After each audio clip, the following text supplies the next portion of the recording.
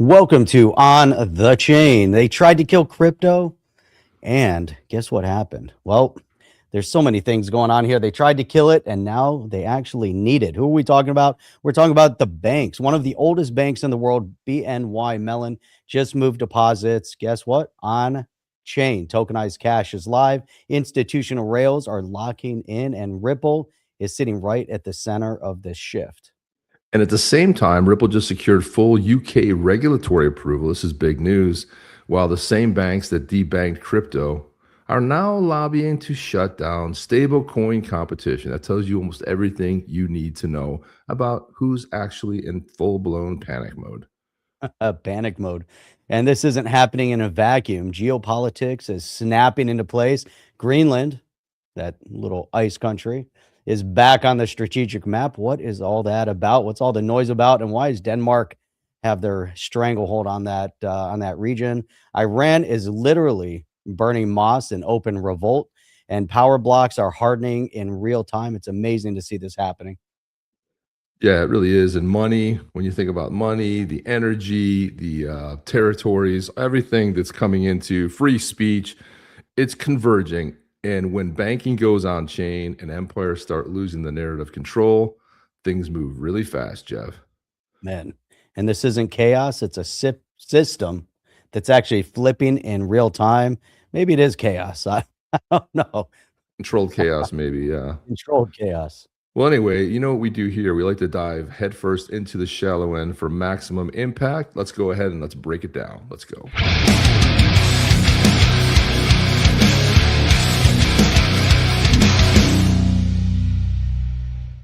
Welcome everybody to On the Chain. It is a new year, brand new year, 2026. Is this the year? Of course it's the year. Every year is the year. This is certainly the year. The year everything goes parabolic. We all end up becoming rich as hell, and we just say, I don't know, let's just fade into the ether, as they say. So we'll do that. Welcome everybody for being here. Good to see everybody. Let's see. Greetings from Belgium in early. How you doing? It's afternoon there, so you don't have to have that late night. Got Art on the lake. What's going on, Art? I had a nice chat with Art yesterday. It was a good chat. We had a nice little chat. We'll be talking more about that as weeks come. Going to be doing a little heavy metal. Going to be doing a good experiment coming up that I'm going to be working on with Art here. So it's good. I'll keep you guys apprised of what's going on there. Yeah, and so a lot of stuff to break down today, Jeff. It's just funny. It's like, I remember back to like when we first started doing this show, every once in a while you'd have like interesting news. There would be something that you go like, that's kind of interesting, or that. But now there's so much going on. It's like when we do show prep, we have to figure out like what do we choose because there's so much going on. Like if we really wanted to cover the things we need to cover, it'd be like a 4-hour show. There's like no way we can do a 4-hour show. But I just look at all the things. So we kind of break it down into like little managed chunks, I guess, and kind of see, what's available there. What's up for today? Yeah, what's on the list for today? So we're going to start a little bit of crypto news, and we'll go ahead and dive into some geopolitics. I wanted to pull up a video here, and I guess the big news here, kind of two things. What we teased in the open, which is the FCA approval. This is huge for Ripple.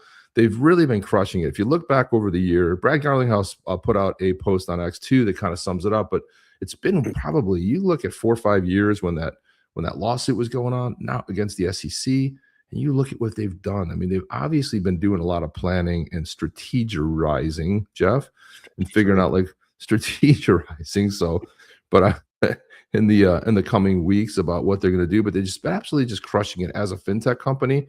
They will become, and probably my prediction is will be the premier fintech company out there. And people are like, oh, they're going to go public, dude. They don't need to go public. They're not open yourself up to regulatory control. Jeff and I have said this many times, and the big fanboys, the moon boys, have been telling you that they're going to go. They don't need to. Why would you sign up to have your business scrutinized every quarter when you do a release and on an annual basis when you put stuff out? No, they're moving fine. They're moving at light speed. They're going to have so much. You watch the next. I think they're valued right now at $40 billion. I wouldn't be surprised if that jumps to $80 to $120 billion because of these new acquisitions. But go ahead and take that, Jeff. So, man, this is coming straight from Ripple. The future of regulated digital asset payments in the UK has finally arrived. Actually, they wrote just has arrived. Ripple has officially secured approval of both an EMI license and crypto asset registration from the UK's FCA. Who better to explain what it means than our UK and Europe managing director, uh, Craddock? Cassie, And this is Cassie Craddock, yeah. Cassie Craddock. And this is all coming from Ripple, not our managing director. For those listening, this is a statement coming coming We out are the of managing Ripple. directors.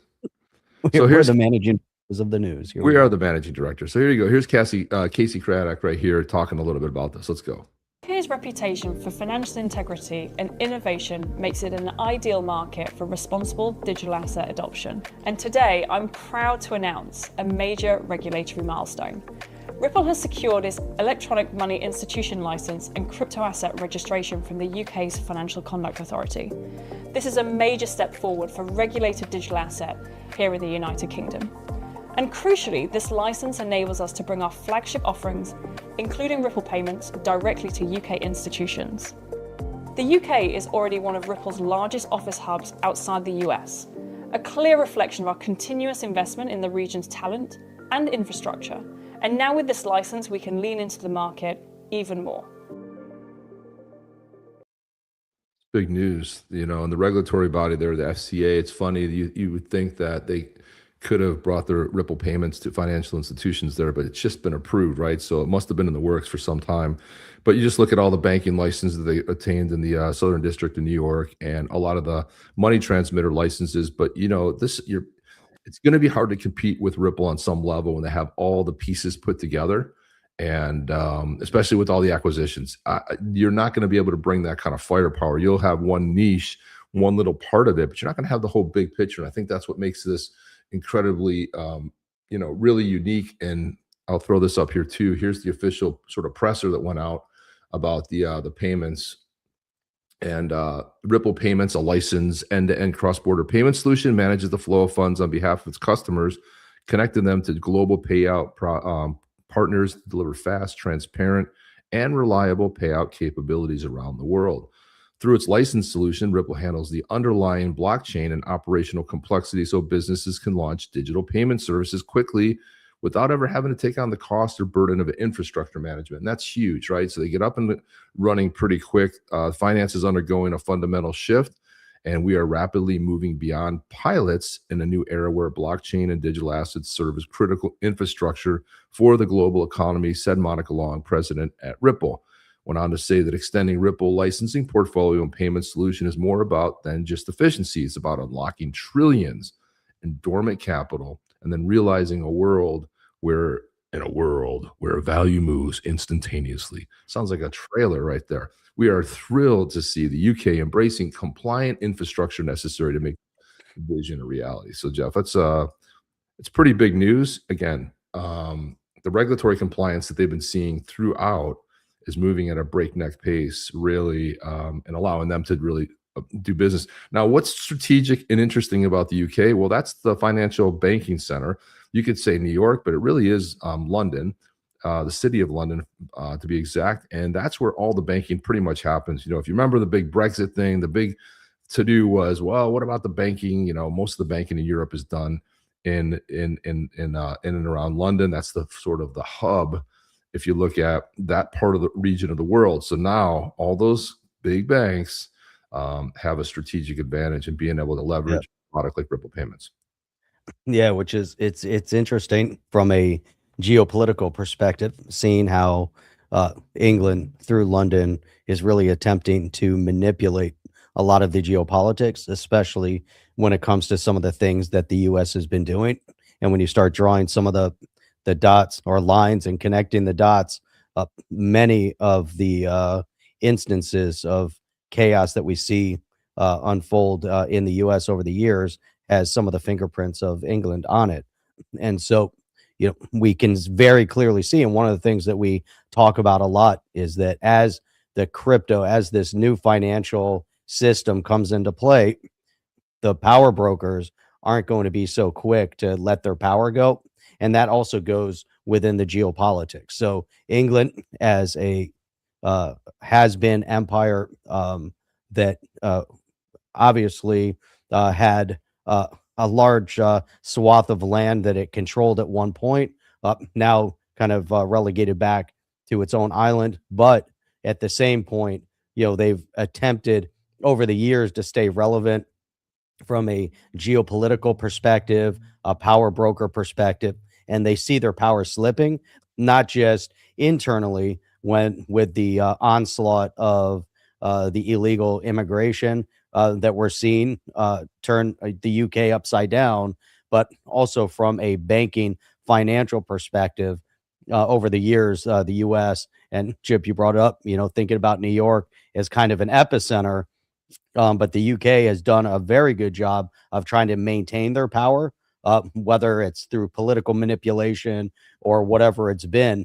But now, as we have Trump and the MAGA movement, and we have this massive movement right now that is there to cut those ties of control and switch to a more America-centric, individualized control versus globalized control, and the global elite and all those manipulators on the bigger stage. The UK is not happy about it. The UK's got a lot of issues that are going on internally, while at the same time, we're seeing how crypto unfolds. We still have traditional finance to deal with. All of the normal Main Street is still in play.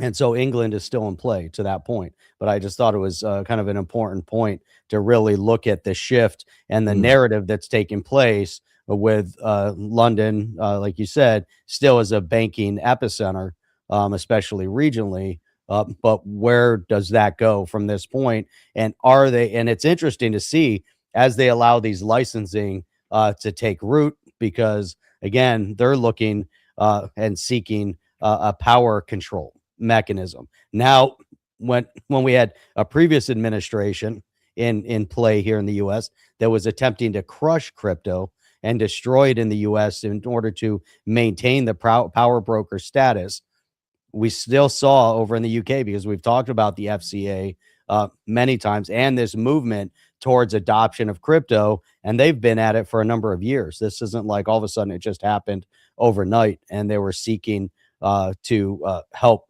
really solidify their power position and leadership position within the crypto space. I don't know if it's too little, too late. I don't, on either side. It's going to be interesting to say how it all unfolds.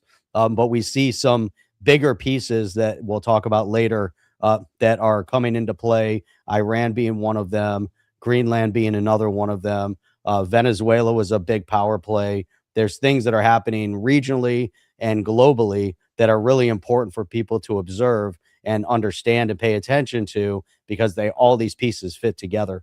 And we'll unpack a little bit more. Yeah, Jeff, and it's funny because I was having a conversation with somebody out there. I said, I think we're the only real show that does the crypto, kind of like merges crypto. Someone said they knew of one other show that brought a lot of the politics in, but I wasn't aware of it. I couldn't find it, but we think about merging the two. People are like, well, that seems like an odd pairing, but as Jeff just said, they're so well connected. If you understand what's happening at the geopolitical level, you kind of understand the need for decentralization, the need for crypto, why stable coins are changing the face, why banks have been forced, almost not necessarily at gunpoint, but to adopt stable coins, whether they like it or not. And that's largely what main theme of the show is about, and what Ripple's doing in that space, and especially with one of the biggest banks here in the US. But I just wanted to show you a couple more things. So Monica Long talked about, she had commented saying, pumped to serve UK businesses digital asset needs now on a regulated E2E infrastructure. She put 2 exclamation points. She's super excited. That means that once UK business is on board with us, we can then handle moving, trading, on-off ramping digital assets for them around the world. And this is like the important sentence right there, is like what they can now offer that they couldn't offer before. But they have this vast sort of like this go-to sort of like storehouse. If you think about it, they might onboard them for Ripple payments, they might onboard them for custody, but they've got all these services, and they pretty much have a skunk works there. So everything's sort of like under one roof. which makes it super exciting. Also, we had Stu Alderati, who's the counsel over there for Ripple, said yet another major step forward. Proud to announce the approval of our EMI license and crypto asset registration from the UK's FCA. This is a positive signal for the UK's digital asset industry, and it really underscores Ripple's global licensing momentum, and that's key right there. It says, we're proud to meet the FCA's rigorous standards and look forward to scaling Ripple payments for UK financial institutions. So I would imagine that over the course of 2026, we're going to hear a slew of announcements about partnerships that are going on with some of the, I would say, headquarters there in London. You're going to start seeing now a lot more things open up, and they probably have already. There may be some NDAs in place where they won't announce it, but I still expect there's going to be some that actually will get some notoriety and notice. Ripple also put this one out. Jeff, go ahead and take this one here. Man, Ripple's just hammering the news. That's crazy. Today, our partners at BNY Global, that's Bank of New York. That's Mellon, right? Mellon. BNY Mellon, yeah. So launched tokenized deposit services for institutional clients. Again, the focus here with Ripple, and not to confuse the fact that too many people are still thinking that Ripple is somehow focused on Main Street retail. They are not. They're focused on institutions. But so here, the big play, BNY Global launched tokenized deposit services for institutional clients, bringing the promise of digital assets directly into the banking system with Ripple Prime as an early adopter. We're proud to expand our longstanding strategic collaboration with BNY, the primary reserve custodian of the RLUSD. And again, this is a big play for the stablecoin. We're not talking about XRP, the digital asset, but we are talking about their stablecoin that is built on the XRPL. So that's important to note. BNY also puts out a release here. Breaking news. BNY expands digital cash capabilities by enabling the on-chain mirrored representation of client deposit balances on its digital assets platform via tokenized deposits. Now, this is the big news. This is institutional that will also trickle down into retail. This is really important to understand the big change, and these changes don't happen overnight. Obviously, this has been in play for a while, but for BNY to expand on the digital side, but they want to have, and now they have a mirroring representation, so they haven't flipped completely, but eventually this is like stage by stage by stage. So here, on-chain mirrored representation of client deposit balances on its digital asset platform via tokenized deposits. This launch helps advance BNY's ambition to support programmable on-chain cash for institutional market infrastructure. We have to underscore that programmable and understand how a banking environment could better utilize programmable digital asset versus government utilizing programmable digital asset to the detriment of the citizen, the bank using programmable digital asset to the benefit, potential benefit of the holders to help leverage things like smart contracts, interest, and maybe beyond. We still need to really, monitor that and watch that.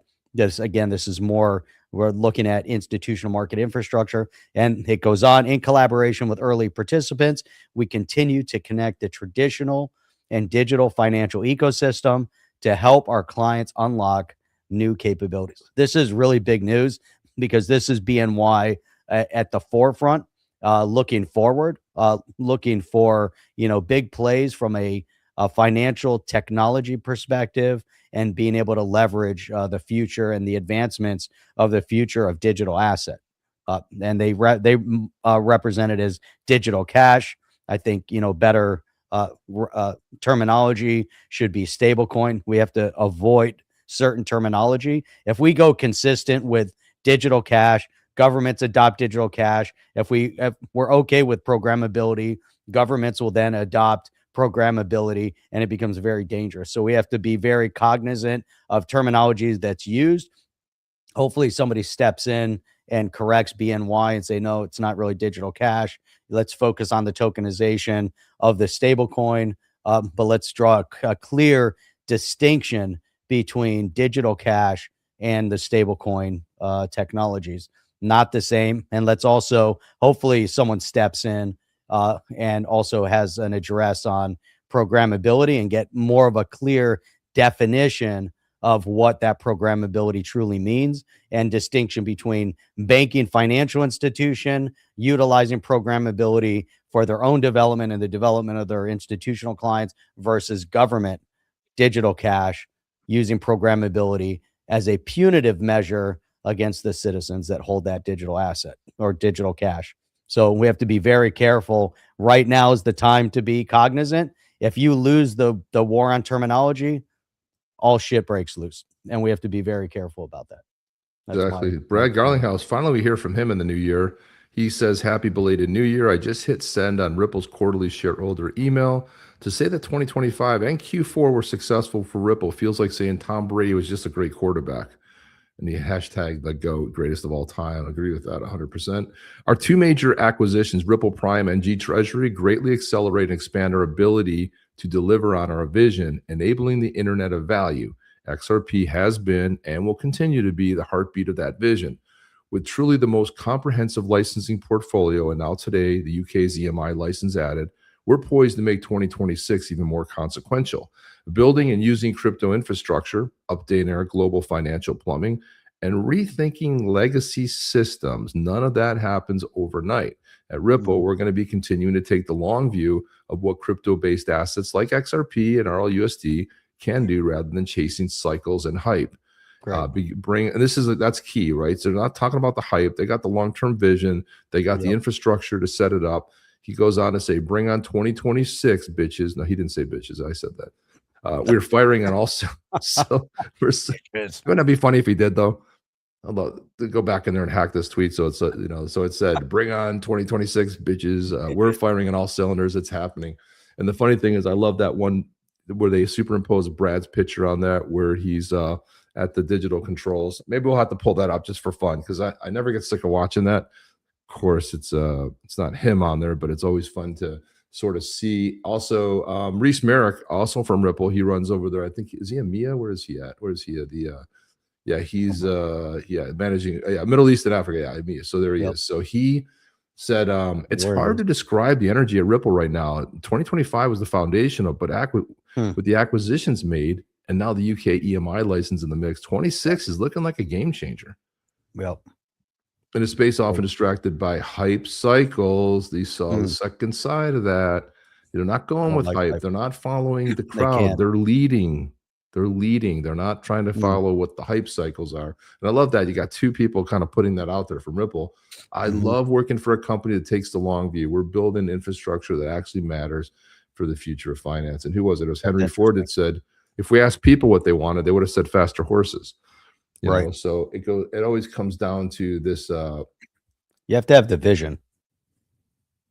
First and foremost, it's always vision of what that looks like and what you know. Just looking, Brad needs to update his metaphors. Plumbing is kind of a shifty way to talk about I don't know. I like the terminology plumbing. I think it's a very easy way. It's understand. I agree. I get what you're saying about the plumbing. It is an old metaphor, but what's the new metaphor? Like, what would you use that would be readily adoptable? I don't know if there is. Plumbing is like Main Street, Chip. Main Street. Yeah, I don't really know what that would be. Meta Lawman here, who you guys know, big in the community, really phenomenal. He's also an attorney, but he's also pro John Deaton, and I've got to know him a little bit. We always comment back and forth. We DM'd each other a little bit here and there. The same big banks that debanked us are now telling senators that it's pro-consumer and it wants to outlaw the payment of rewards on stablecoins. Any senator who falls for this anti-competitive ploy does not deserve support from the community, the crypto community. We won't get fooled again. No, no, no. I threw an extra no in there. But he's absolutely 100% spot on. The same banks that were telling us, the debanking and everything else because you were in crypto and you're purchasing crypto. We know that famously Garlinghouse talked about it. But these exact same folks that were talking, getting debanked. We got Trump debanked, so family got debanked because they didn't agree with something. A lot of it came down to crypto for the crypto community. A lot of big influencers, a lot of people debanked. Now the same people are starting to say like, oh no, you can't earn any kind of yield on stable coins. Well, geez, Jeff, why would they be saying that? What is that a threat to? It's a threat to the very existence is what it is. So basically they're taking, because you know what happens to a bank, Jeff. You basically, you can get interest and it's about 1.4%. Sometimes it's like 0.5% interest. Now with stable coins, imagine you're earning 5 to 7% interest. That means you pull the money out of the bank and put it on chain, right? So that's what they're really worried about instead of adopting it. But what does that do if they adopt it? Takes out their profits. They're going to have to rethink how they make profits. Either they get in line, they fall in line, or you go to Congress and you try to get your boys in Congress, basically the lefties and the rhinos, those are Republican in name only, to kind of go along with your ploy, and you promise them a lot of money for the reelection campaign. Well, I mean, we might accidentally put a couple $1 million in your campaign. You got the lobbyists and everybody else jumping in there. That's it. And Ophikas here is saying, and I think it's kind of a poignant comment right at this moment. That's the dumb Democrats that tried to kill crypto. They didn't want the average Joe to get rich.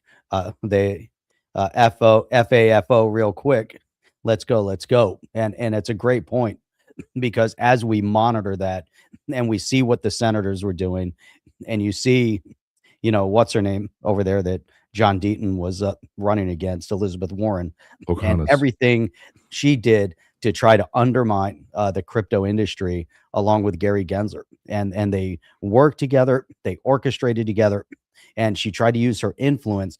And here's somebody that benefited monetarily from the traditional manipulative system. Why is it that Democrat and rhinos, Congress representatives and senators get rich beyond belief within a short period of time? Where's the money coming from? How are they getting so wealthy? How are they investing? There's so many big questions. Why is there $600 billion in fraud that is unaccounted for? Why is California missing $6 or $7 billion? Why are all the states missing billions of dollars? Why are the congressional representatives and the senators getting wealthy?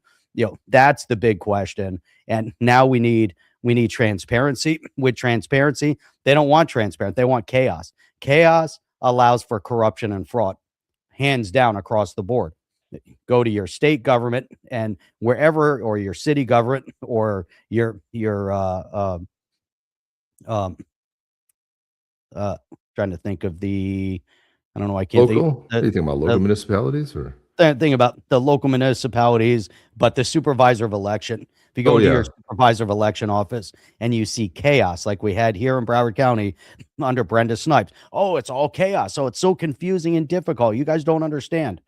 That's fraud and corruption. As soon as you hear those types of words, you don't understand. Let me be clear. There's chaos. There's controlled chaos because they want it to be that way. And with that controlled chaos, Minnesota, perfect example, how much money went from the state taxpayers into the hands of the Somali terrorists that ended up over in Somalia funding terrorism, or all of the Somali illegals that are in Minnesota. Think about one state, billions of dollars of tax funds going from the paying citizen to the illegal, and it goes through fraud and corruption, and the politicians know about it, right? So we have to understand that since they know about it, the senators know about it, the congressional representatives know about it, the local elected officials know about it, they turn a blind eye to it.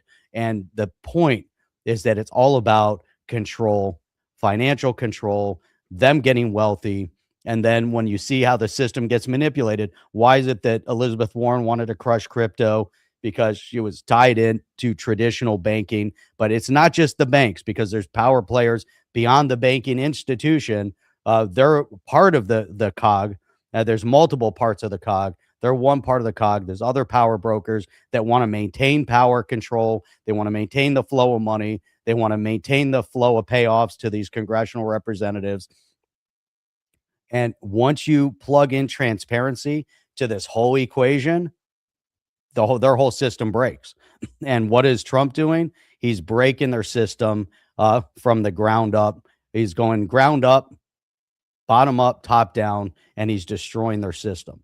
They don't know they don't know how to defeat it, which is why Greenland is in play also, because Greenland is a very critical component to their power stranglehold, and that funding and money that's coming in from China, from Russia, and from elsewhere. And now we have to look at the power brokers on the street. Who is funding the Islamic uprising in the United States? Who's funding the protesters that are on the streets right now that are trying to defeat ICE? Where's the money coming from?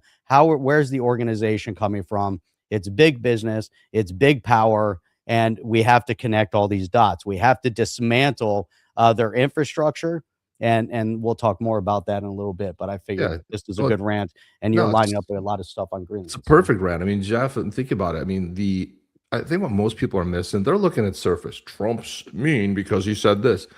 Most people don't understand. I would imagine most people, if you're not deep diving and seeing what's going on, if you don't want to look at what was released in early December about the strategy of the United States, if you don't think the UK was put on notice, they were put on notice. They're not happy. They've been running a lot of interference behind the scenes, and Trump just blocked them. I don't want to use the word plumbing, but basically, like Jeff, like you said, he is disabling everything. And if you want to know why the tariffs are such a big deal, because you no longer need the Federal Reserve to rely on to borrow money from. And then when the Federal Reserve is a scam organization, the whole idea of Trump, he's cut the trade deficit over more than in half, by 60% in just a few months. Like most of the tariffs went into play between July and September. So that's going to get neutralized. It's going to be it's going to be plus next year. And if you think about it, this is where, if you get rid of the fraud, we've talked about this before, fraud is 1/3 of the money that's collected. If you get rid of the fraud, you back it up with tariffs, you could really take anybody making $500,000 or less doesn't pay federal income tax anymore. And you couple that with what's happening in Florida on the ballot in November, we have on the ballot is going to be, you're going to get the vote for, if you're owner occupant, 0 property tax. And people go like, what will you do? What's it? And I heard this argument from somebody here recently. I was in just chatting with somebody. They go, I don't know what you're going to do. How do you come up with the shortfall? I go, well, geez, I don't know. How do you come up with the shortfall in your household? What happens when you don't have the money? You got to figure it out. With AI coming into play, you don't need these minions on the ground. What does government do? It expands. It always expands. Well, now it's getting chopped in half. You're going to have to figure the crap out. Businesses are still going to pay. People that have like rental properties are still going to pay. You're just going to have to do more with less. You're going to have to cut staff.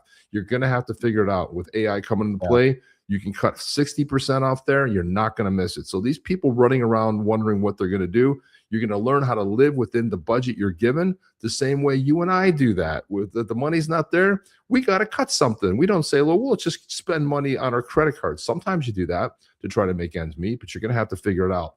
But I wanted to go through with this.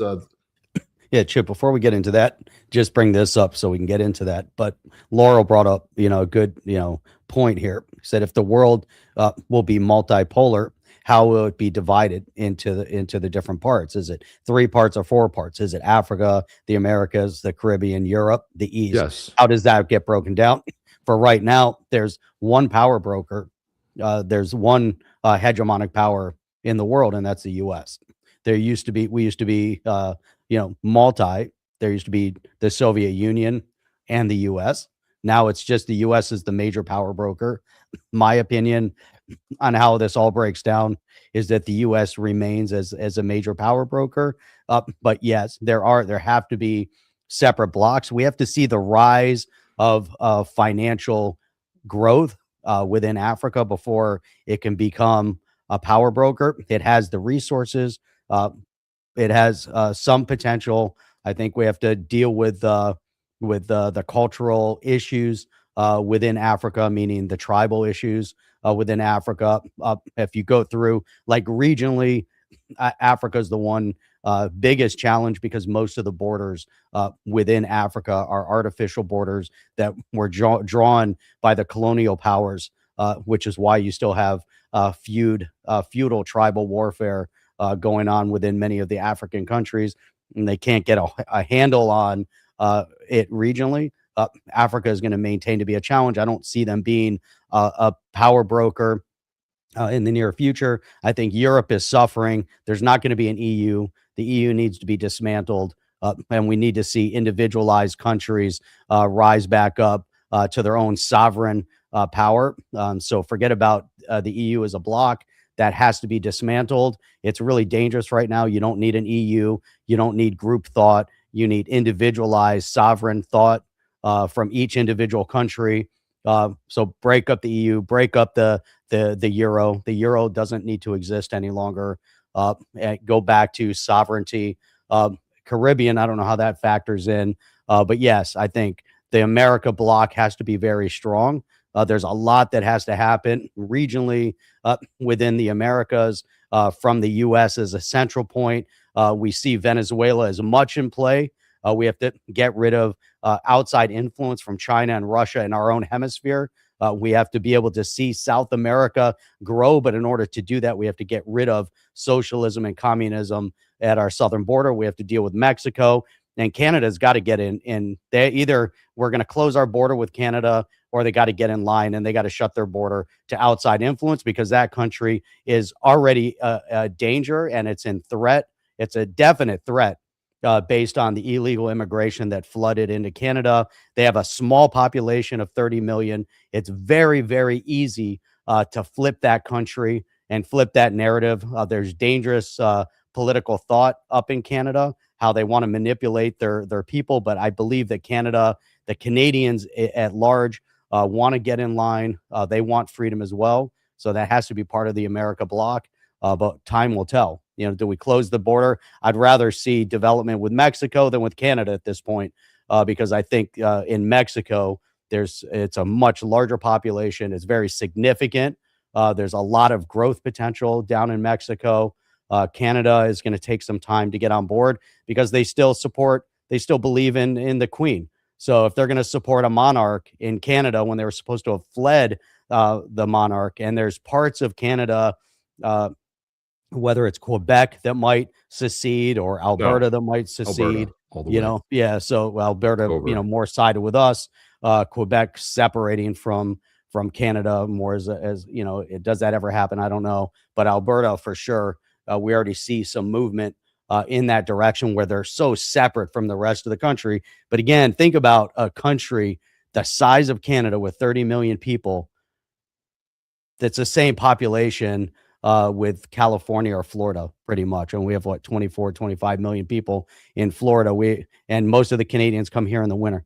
So then not anymore. I don't know what's left in Canada. But there's so much. That's such a big conversation. If you want to bring in a stooge, you bring in Mark Carney. He destroyed the banking up there, and he was in charge of the banking over there in the UK. This guy is morally a deficit to almost anything he touches. He's a stooge. He's a guy that's responsible for blowing stuff up. Alberta will secede. They've already talked to the United States. The United States, they will recognize them as a sovereign country. They will be a trade partner. 100%. So you're going to see it's going to come to a vote. And the good thing is that the Canadian Constitution allows for that. You'll see Saskatchewan right behind it. You'll see 2 or 3 provinces. Canada is going to basically will not exist in this present form. And if Alberta goes, you're going to see other provinces behind it. They are going to be the strong bloc. And all you're going to be left with is Ontario and Quebec. And Ontario and Quebec are already pretty much lost to the leftists. And at some point, because of their immigration, because of Jeff's talking about flipping it, I mean, ultimately, I think what's going to happen is Canada doesn't realize that these are the end days for Canada. That's just it. You don't realize that they're like business as usual, pretend. No, man, it's over. And it's going to be over in a really catastrophic way. And don't say that you weren't warned. When Trump said the 51st state, he was basically foreshadowing that Canada is going to fall. And you can either get in line as a sovereign country and be a trade partner. And what Mark Carney discovered was we don't need the U.S. So they shut down the U.S. They put all the bourbon and whiskey that people in Canada wanted. they blocked it all because you got to understand that the liquor is state run. So boom, they put it behind that tons. They have tons of inventory. They just locked it all up. The Liquor Control Board in Canada, they locked it all up. And so one of the things that Carney thought was he was going to go to Europe and become a trade partner. And they told him to go pound sand. Then he went over to Asia. He went to Japan. He went on a mission to find him. And you know what everybody told him? That go F yourself. So now poor old Mark Carney, the destructor of destructors of everything, is in a really precarious position of just overseeing the downfall of Canada. And I just hope that the good people in Canada, I know Canadians well. They're amazing people. They are great humans. And unfortunately, they got to put up with, again, another government that doesn't give a crap about them and will find them dispensable at any moment. I used to work for a Canadian company, spent a lot of time with Canadians. Grew up across the Canadian border. A lot of my family, immigrated from Canada. Canada, the people don't just, it's not the people I'm rallying, having this rant about. It's the government. The government does not serve the people. The people are going to say, go screw you, F around, find out. That's what's going to happen. So I think that's kind of where we're at, Jeff. But at the half minute of the hour, I wanted to do two things here. I wanted to, first of all, talk about Badass Yeti's coffee. There it is right there. There you go. Badass Yeti's coffee right there, baby. That's what I'm drinking in here, by the way. Fresh ground, just ground it up. Obsidian bowl. This is a very fresh bag of it. And Jeff, what I got, I love when you get it because you can see all the oils dancing on top of it. And I was just crunching when you have fresh ground coffee, fresh beans. My God, when they've just been roasted, they're not all dried out. They're kind of wet. There's some oils on top of that. You put it in your mouth and it's delicious. It's not like you break a tooth on it. It just crumbles really easily. That's the difference with roast to order versus other coffees been sitting on the shelf 6 months to 12 months. And it's got that dried out, barely brown. It's like a light tan color and it shrinks too. It gets really small. That's what you're used to grinding up and drinking. This is a different breed. Go to Badass Yeti's Coffee. You want to roll the promo, Jeff, there? Badass Yeti's coffee. Yeti's coffee, but it's actually, we have what's badassery? I would say badassery, but this is the Yeti. This is the Yeti version right here. Badassery, right there, baby. Badassery Obsidian Bold whole bean roast, and that's the Italian roast style. Here we go. Check out. Brought to you by badasserycoffee.com. $5 for a latte. Half of that feeds some hipster's avocado toast habit. Quit financing coffee fads you don't need. It's time to rebel. Your badass great-grandpa had only one tin cup and brewed his coffee over an open fire. We roast to order, ship free, and keep every bean bold enough to wake the dead.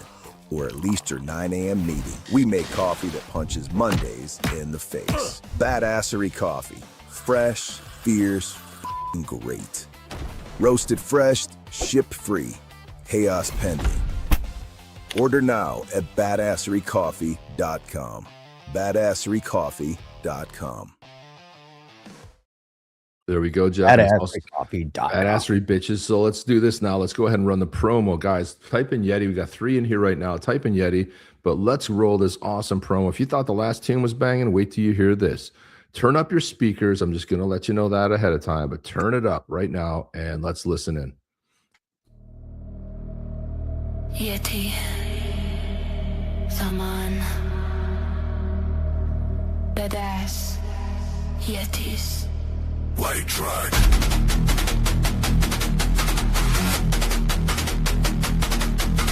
Yeti on ice, no slip. Ask if your step don't miss. White Track, cold hard, one move, whole place dark. Someone on time to wait, drums hit, elevate. White Yeti, White Track, ready, stop, start. Too damn heavy.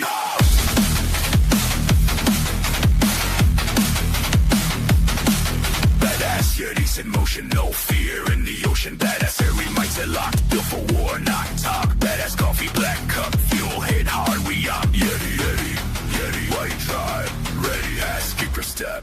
Whole room steady. Yeti, Zaman, Yeti, Zaman.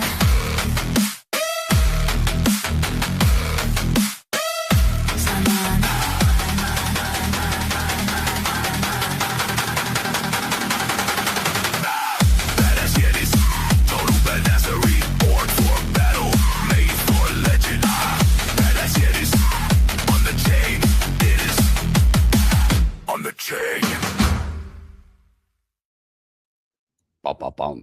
Banging my head here, Jeff. Freaking love that tune, man. I wanted to comment on this. I know more monkey business put out there. Of course we know about this, man. How do we not know about this? You're talking about the guys that do massive amount of show prep. Of course we know about this. Jay Claver has a lawsuit against Zach Rector. Now, Zach Rector came out in a video about 30 minutes long. He talked about Jake. I'm not going to speculate on this because I have not read it yet. I've not read what the lawsuit is. But basically what Zach Rector did, and by the way, I got to hang out with Zach a little bit at Swell. He's a good dude. I did see Jake there as well, but I didn't, maybe some minor, bump-ins into with Jay Claver. And I will just say this, I'm not, again, hard to speculate, but what I've known about that lawsuit for a long time. I knew about it since its inception. I knew about what he was talking about, the lawsuit. He read the lawsuit. He read about stuff like that. Zach Rector came from a standpoint of, hey, this is, I was going to go into business with these guys. Here's why I didn't. Now, he did it publicly. Okay, so he made a whole video about it, and he talked about the price point. But, Zach's early days, he talked about, giant price points too, but you saw him evolve into somebody who was more grounded over time. You got to give him a little bit of, sort of leeway, only because he's pretty young, but he has grown. He used to be a price guy and price predictions. So he was going after, Jake for making his price description, saying $100 by the end of the year. And look, I mean, everybody's free to make these predictions. We don't really do them here. We use them as hype on our thumbnails. We don't really leverage that too much. Jeff and I will say, can it go to $8? Of course it can. When's it going to happen? I don't know. If we had a crystal ball, we would all be, we'd all be in a better place in life. But, he was kind of getting on him for price predictions. He used to make a lot of price predictions. What most people missed that was in that video was some of the allegations that I wouldn't even call them allegations, that were proven through a lawsuit. And what happened was, Zach basically read that. So now there's a lawsuit for $30 million. But here's the thing. This could be used as a leverage to crush somebody, but I'll tell you what happens. If you're going to take the time to do a lawsuit, well, that opens up discovery. That opens up discovery to Zach Rector, and Zach can now do discovery.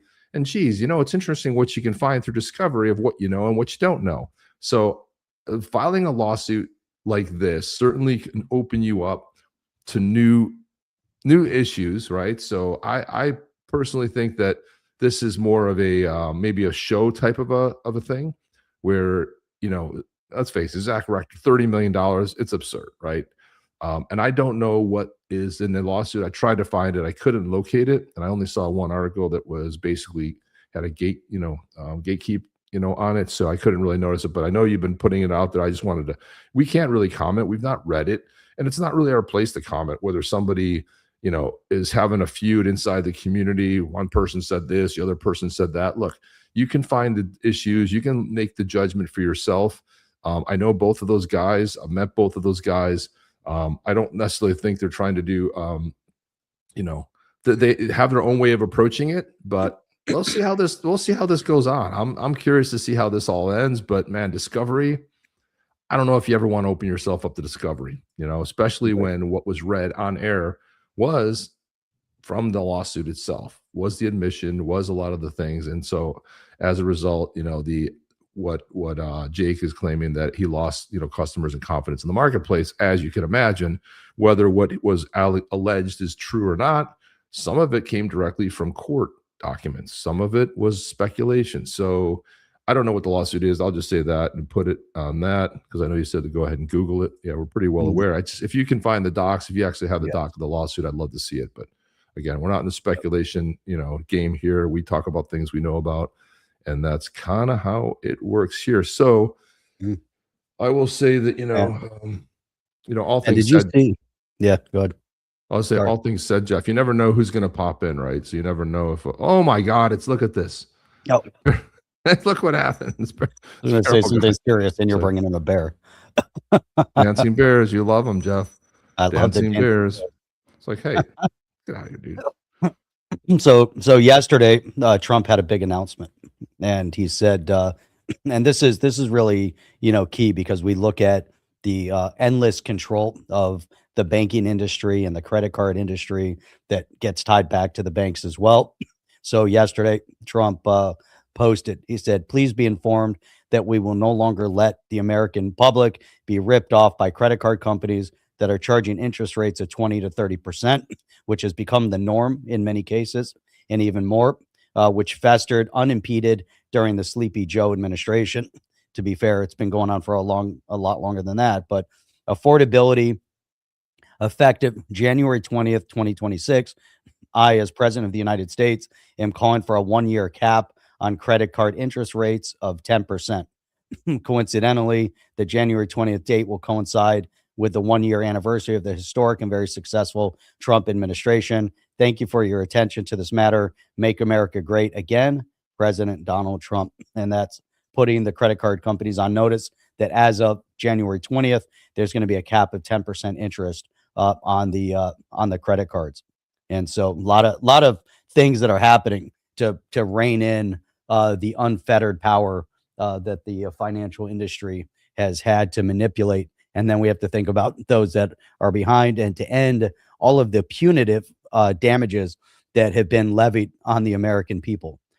So it's about time Americans get their power back, just like what we're witnessing now over in Iran as well, is that the people have taken to the streets, tens of thousands of people on the streets in Iran that are burning mosques and burning public government buildings in order to end the reign of terror that has been inflicted on them for many decades. We're talking about more than 47 years of reign of terror at the hands of the Ayatollah.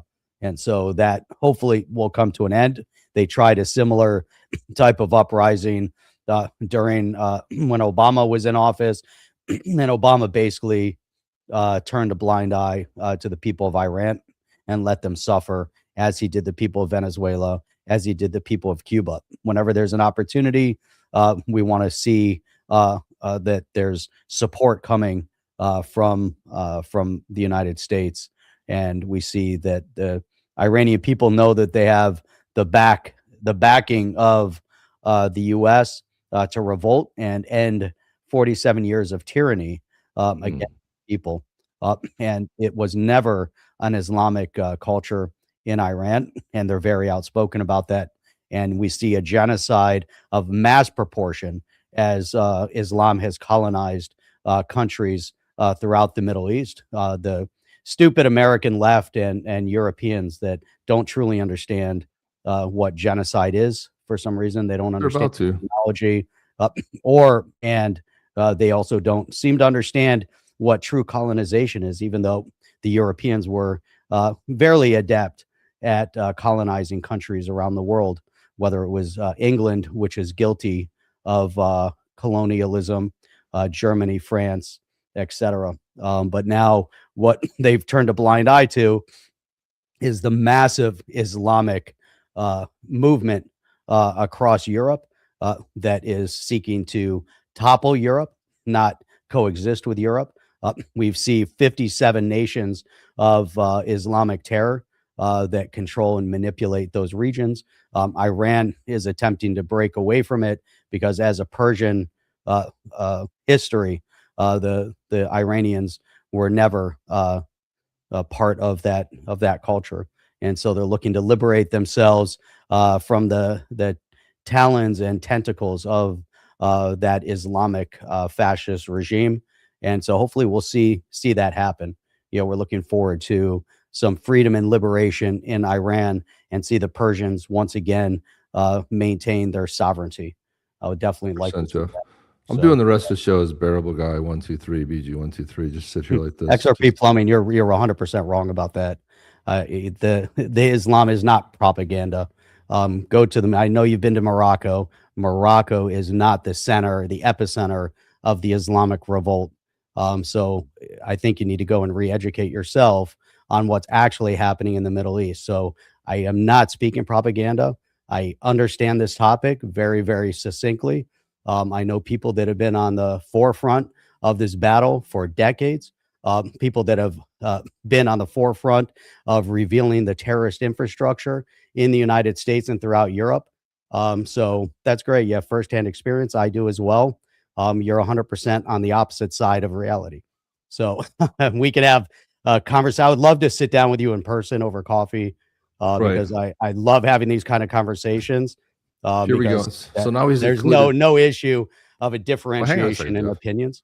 But now he's yeah. included not only Zionist, but now the Christian. The Zionist Christian. If Ollie, people could take Zionist and shove it right up where it doesn't shine, because they just don't understand. Zionist basically makes Israel has a right to exist. And it was funny because I had sent Jeff something the other day. I got to go back and grab it. We'll grab it for tomorrow night. But here's a guy with firsthand knowledge of a detailed 3,000 years ago. So good luck on that. This other stuff is all, you want to talk about propaganda? Another stuff existed. You want to talk about, the Persians, you look at mathematics and their contributions, the Persians, not the Muslims. The Muslims take credit for it. You want to talk about propaganda? There's your propaganda. We were the inventors of this. You know what they're inventors of? Death and destruction and rape. That's what they are the inventors of.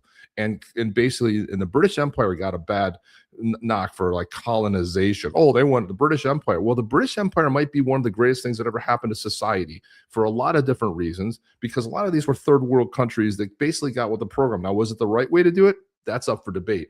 But if you look back in hindsight, when you had the Islam moving across Europe, and you said, well, the Crusades were to take this stuff back. And don't think that Crusades 2.0 isn't happening. I wouldn't rule that out at all, because people are waking up to the death cult.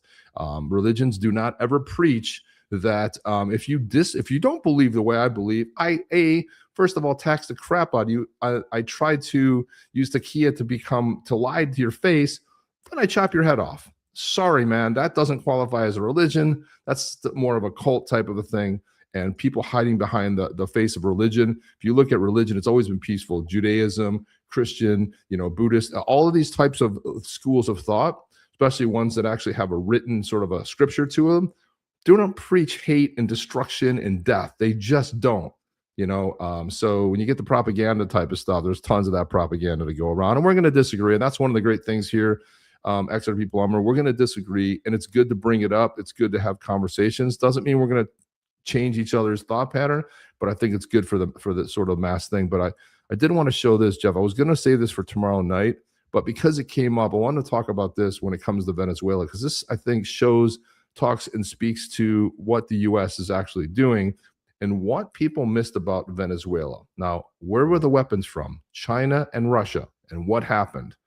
They were a non-factor. They were the best, and they were a non-factor. So what this did is this really woke people up to don't F with the United States. We're not playing. We don't have a commander-in-chief that's playing. So listen to this guy here lay it down. Security guard that was protecting Maduro has spoken, and you got to hear what he said. It's in Spanish, but I'll translate. Also, Trump announced that, the cartels, they're going after him in Mexico. The whole vibe of Latin America has changed because of what happened in Venezuela. And now that we're getting firsthand accounts from people that were there, the soldier says they didn't hear him coming. He says the Americans had technology superior to anything they've ever seen. Everything that they were using for radar, for anything, was completely taken offline. They had drones, and the drones were taking out bases and taking out things faster. They didn't have no technology. They've never had to fight against drones. He also talks about that there was only 8 helicopters. There was only 20 men that were sent in. And those 20 men killed hundreds of their men. And none of those soldiers were injured. He talks about it felt like they were firing 300 rounds a minute. Nothing they've ever seen, nothing that they can compete with. And then he also talks to the fact that the Americans had some kind of sonic shock boom that was sent out, and everybody immediately started bleeding profusely out of their nose. They couldn't even gather themselves because whatever was sent at them made them fall to their knees and vomit blood out of their mouth and out of their noses. They were incapacitated immediately. He says he never wants to go through that again. Doesn't want to have to fight with the Americans again. He's sending warnings to everybody out there that you think you can fight the Americans. You don't even know what their weaponry is like and what they're capable of. 20 men took out hundreds, and that's starting to spread all through Latin America. And now they're not saying, if you want me, come and get me anymore. They're like, oh shit. Especially after Trump says, hey, Mexico, you're on the list too. Yeah, and you notice the Colombian president all of a sudden wants to meet. He was defiant. You're going to come get me. I'm going to take you out, rah, rah, rah. Now he wants to meet, you see, because Maduro had the opportunity too, to meet, had to work things out, sort of negotiate. So Trump doesn't play, man. Trump, this is his last time around. He wants to build a future for his family, his legacy, his kids. People go like, oh, you need to be crazy to run that job. Yeah, you do. But you also have to be crazy to want to succeed and have a mission and have 3 years left to accomplish that. And I would never bet against Trump, man. This is a guy on a mission. Here's Trump here talking about Greenland. Listen to this. Are you thinking of giving people in Greenland to get them on board with a possible U.S. I'm not talking about money for Greenland yet. I might talk about that. But right now, we are going to do something on Greenland, whether they like it or not, because if we don't do it, Russia or China will take over Greenland. And we're not going to have Russia or China as a neighbor. Okay?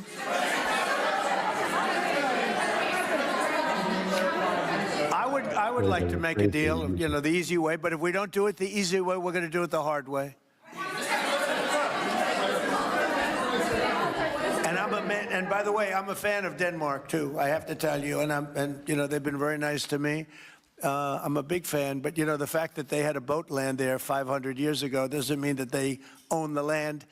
I'm sure we had lots of boats go there also, but we need that because if you take a look outside of Greenland right now, there are Russian destroyers, there are Chinese destroyers and bigger, there are Russian submarines all over the place. We're not going to have Russia or China occupy Greenland, and that's what they're going to do if we don't. So we're going to be doing something with Greenland, either the nice way or the more difficult way. Please, go ahead, ma'am. Mr. President, why is it so important to you to own it when you have a military presence there, which you could expand to affect the security? Because when we own it, we defend it. You don't defend leases the same way. You have to own it. And, you know, with a nation, look at what happened with Obama, with that horrible deal they made with Iran. It was a short-term deal. It was like a 9-year deal. Countries can't make 9-year deals or even 100-year deals. Countries have to have ownership. And you defend ownership, you don't defend leases. And we'll have to defend Greenland. If we don't do it, China or Russia will. It's not going to happen. We are not going to have, and I like China, I like Russia, I love the people of China, I love the people of Russia. I get along very well with President Putin, but I'm very disappointed in him. I get along very well with President Xi. I'm going to go over to China in April, but I don't want them as a neighbor in Greenland. Not going to happen. And by the way, and NATO's got to understand that. I'm all for NATO. I saved NATO. If it weren't for me, you wouldn't have a NATO right now. But we're not going to allow Russia or China to occupy Greenland, and that's what's going to happen if we don't. Right. I think, Chip, people don't comprehend the regional significance of Greenland, right? So here's the U.S. Here, I know, but either way, you know, Greenland is very close in proximity to where we are. Iceland is basically a 4-5 hour flight max from JFK to Iceland. Greenland is obviously that much closer. So imagine in the territorial waters, you have Chinese and Russian ships controlling this region. Again, this comes down to our control in our own hemisphere, in our own region. And Canada's going to be no help, so they can't do anything. So we can't rely on Canada. So again, it's the U.S. having to protect our interests right off of our shores. And then this is going to be regional influence all the way down through the tip of South America, right? So obviously everything that we just did in Venezuela was really important. But this whole region here is also going to be really critical to everything that we're doing. Obviously getting safety, security on all of our borders, getting all of these countries in check. And again, if we think about regionally, what we've got here at the top of South America and the heavy influence from the drug running, and why is Venezuela in such a position, Colombia, Ecuador, et cetera, you know, this whole region up here, Brazil, not as much. Peru, not so much. But all of these countries have to start regionally getting along, get rid of all the socialist, communist infiltration into South America. It's going to be a challenge. But this region here, Trump is 100% accurate. Chip, it's a must. It's not a negotiation point. I agree with that. But first of all, I hate that. Put that map back up for a second, Jeff. I hate these maps. That makes it look like Greenland's the size of bigger than Europe. It's not. Okay, this is. I don't know what people think, or Iceland, I should say. Like, you think about Iceland, like, or even Greenland too. It's always this massive. Greenland looks massive. Iceland, the whole thing. It's just like, to me, we don't have to exaggerate like that. And Greenland looks like massive too, but this is like more accurate right here. If you remove that for a second, let's move that. And here we go. There you go. So if you watch this right here, you can actually see, look at the region right there as this, sort of spins around. You can see there's Russia right there, and there's China over there, I think. Let me see. But you can see, like, right there. Look at how close it is. Look at how close. Right. There's Russia right there. Look at Greenland. There you go. Look at Iceland. So you see it. It's like, to me, it's just I know what Trump is saying, but there's a reason. Like, when he's going off, he's mean. You don't think he knows things? You don't think there's intelligence on what's going on? You don't think, and he's 100% right, thinking that, it has to be a stronghold. But again, Denmark loosely has some kind of control. We'll get into some more issues later, but I wanted to put up Jimmy Carr here, who's a comedian who was actually speaking in Denmark. This is a little bit of comic relief, but it'll still kind of show you a little bit about, like, the relationship here. Here we go. Here's Jimmy Carr. Should you sell it? So somebody yells out, a heckler in the audience yells out, "Should we sell Greenland?" And so here's his response. Should we sell Greenland? Should you sell it? Well, you've got the alternative is they take it. So, I mean, no offense to your fine military. Okay, why don't we just have a quick game? I'm just going to ask a question. Hands up, who has a military where they can't even afford blanks, they've just got to say bang? Yeah, it's you, isn't it? It's fucking you. Bang.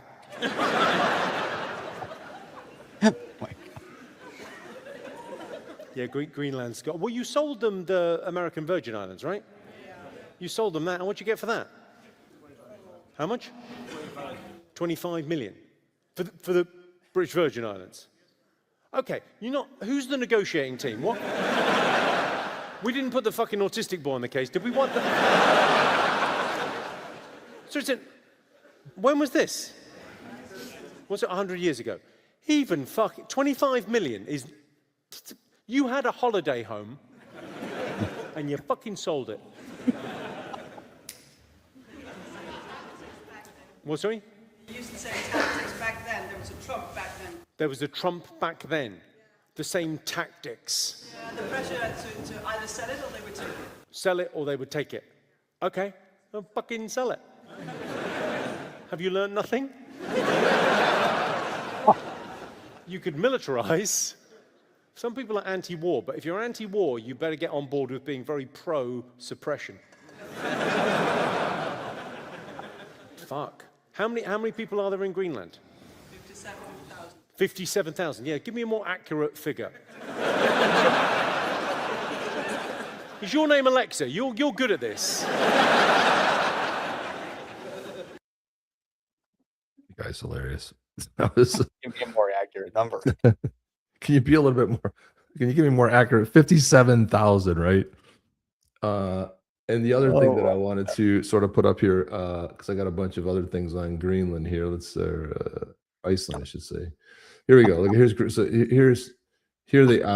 their defense of Greenland against Trump. Here we go. Hang on a second. There you go.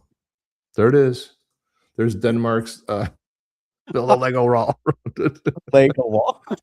There it is. Greenland right there. A Lego wall. There you go. That's it. I'd love to see a Lego wall around Greenland. That seems pretty good, right, Jeff? I mean, that'd be awesome. It sounds. And one of the things I think that's missing here in this big equation is the value, Jeff. They don't understand the value. Like, if you think about it, Can you imagine a Buc-ee's in Greenland? Like, how cool would that be? Look at this. If you guys don't know Buc-ee's, an institution here in the South, it's the greatest thing you've ever seen. You will drive an extra 10 miles just to go to Buc-ee's because it's a one-stop, has all. It's hard to describe, but when you go there, it's the cleanest bathrooms of any place you'll ever stop. They're like pristine, right? There's people cleaning them nonstop, right? So it's a clean bathroom, but you're going to be guaranteed that. Any kind of food you can just grab, any kind of style of food, knickknacks, tchotchkes, all kinds of stuff. You think about this. Just look at how great that looks, Jeff. Look at this. There it is. Buc-ee's. Look at Greenland. That's fantastic. It's just, can you just imagine these people getting that? I mean, how amazing would that be? And I also think that let's see what else we have here. Is that a Target? Yeah, where's the Target one I got here? I got one of these. I can't believe they finally opened a Target here. My new snowmobile is parked right over there. This place is amazing. Yeah, the old Target. But look at this right here. You see, now Greenland is considering meeting directly with the U.S. without anything having to do with Denmark. So there you go. There's some big news right there. And then somebody came up with a pretty brilliant idea, Jeff. I actually kind of think this is interesting. To avoid any kind of issues at all, if you go back to how things were done way, a couple hundred years ago, somebody suggested that the simple diplomatic solution is Baron Trump marries Princess Isabella of Denmark and Greenland's given to America on a dowry payment. There we go. That's how it's going to get done. That's how it's going to get done. I mean, it sounds crazy, but I actually like the sound of that. I love this little meme. Here's another great little meme too. Here it says, this guy at the top says, Trump is talking about taking over Greenland. This guy says, Denmark says U.S. attack in Greenland would be at the end of NATO. And he says, Harry, I already like the idea. You don't need to sell it to me. It's fantastic. The memes are just fantastic. Another thing that I think that people miss out too is people think like, what about the people of Greenland? Well, just so we're clear, the people of Greenland are not white, they're Inuit. And Greenland's about 88% Inuit and only about 12% Danish. So if anyone's thinking Greenland looks anything like Denmark in terms of demographic, not at all the case. That's right. Let's ask them. So do they enjoy having Denmark control it? Or they would rather it be a protectorate of the U.S.? Here we go. Let's load us throw some history on Greenland here too. Silence of the tundra. A bond was born, not from treaties or trade, but from blood and bravery. While Germany controlled Europe, the Nazis set their sights on the Arctic. Greenland became an unwitting combatant, and the United States stepped in, not to conquer, but to protect. In 1943, nearly 1,000 American soldiers with 4 chaplains set sail from New York to Greenland, carrying with them hope, duty, and a quiet fear. But their ship was torpedoed by a Nazi U-boat, and the frigid waters of the North Atlantic became a grave. Those 4 chaplains gave up their life vests, giving their lives so that others might live, to protect America and Greenland. Their sacrifices helped win our freedom, and we will never forget. Together, Americans and Greenlanders stood as sentinels at the top of the world. But today, Greenland faces new threats, from Russian aggression and Chinese expansion. Our shared legacy lives on in every joint mission, every Arctic patrol, every partnership forged in the shadow of melting ice and rising tensions. This is not just history, it is destiny. Now is the time to stand together again. For peace, for security, for the future, America stands with Greenland. There you go. Another propaganda film, Jeff. Just another propaganda film. And then finally, this one here. It's time. So what you're watching here is you're seeing a dog sled team, right? You're watching a dog sled team move around through Greenland. Here we go. Trump is the greatest ever. Listen to this comment here. Trump's interviewed on Air Force One. You know what Denmark did recently to boost up security in Greenland? They added one more dog sled. It's true. They thought that was a great move.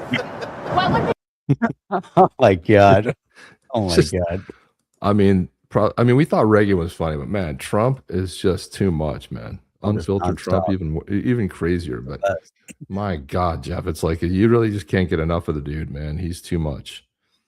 So we'll see what ends up happening on that. Here's Trump on Colombia. He was asked about Colombia because the Colombian president was getting pretty graphic about like, come get me, rah, rah, rah, all this stuff. Well, it didn't work out good for Maduro, but here's Trump when he was asked yesterday.